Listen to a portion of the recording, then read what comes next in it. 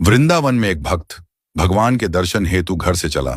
जब मंदिर के पास वाली गली में पहुंचा तो देखा मंदिर के समीप एक मिठाई की दुकान थी। भक्त ने दुकानदार से कहा, भगवान के लिए प्रसाद में पेड़े दे दीजिए।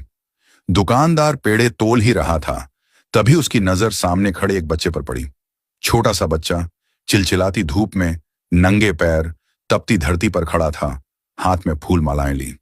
वो पुकार रहा था, भगवान के लिए फूल ले लो, फूल माला ले लो। हर आते जाते भक्त की दृष्टि उस बच्चे के पैरों पर पड़ी। न चप्पल न जूते। धरती इतनी तप रही थी कि बच्चा कभी एक पैर को ऊपर रखता तो कभी दूसरे को। वो तपन से बचने की कोशिश कर रहा था, पर आवाज में समर्पण था, श्रद्धा थी, प्रेम था भगवान के लिए।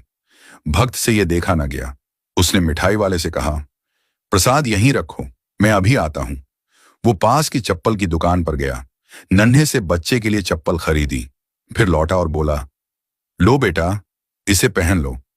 बच्चे ने चप्पल देखी, फिर उस व्यक्ति को देखा, फिर आंखों में आंसू आ गए। उसने पूछा, क्या आप श्री कृष्ण हैं?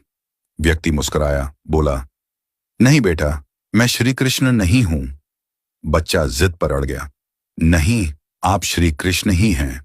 मैं किसी को नहीं बताऊंगा, पर मुझे सच सच बता दीजिए ना। व्यक्ति फिर बोला, नहीं बेटा, मैं तो बस एक इंसान हूं।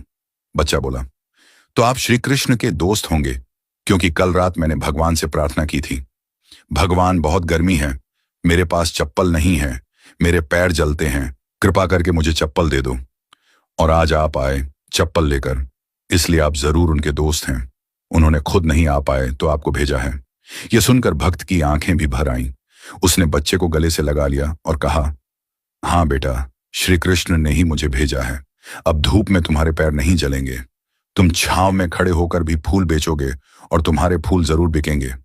बच्चे ने झुककर उस व्यक्ति के चरण छू लिए और मुस्कुराकर बोला, भगवान कितने दयालु हैं ना, कितने व्यस्त रहते हैं, पर फिर भी अपना कोई दोस्त भेज ही देते हैं। व्यक्ति ने प्रसाद लिया, बच्चे से फूल माला ली और मंदिर जाकर भगवान से कहा, प्रभु धन्यवाद, आज आपने मुझे आपका मित्र बनने का अवसर दिया। दोस्तों, भगवान सबको एक मौका देते हैं उनका मित्र बनने का। यह हम पर निर्भर करता है कि हम उनके इस निमंत्रण को पहचानते हैं या नहीं। हर व्यक्ति, हर जीव भगवान के सामने नतमस्तक होता है, भगवान के सामने अपनी इच्छा रखता है, भगवान को अपने दुख बताता है, अपनी परेशानी बताता है, भगवान के साथ अपने हालात साझा करता है, और भगवान किसी भी जीव के भीतर प्रकट होकर के उस व्यक्ति की मदद करते हैं। यदि आप चाहते हैं कि आपको भी वो मौका मिले कि भगवान आपके भीतर प्रकट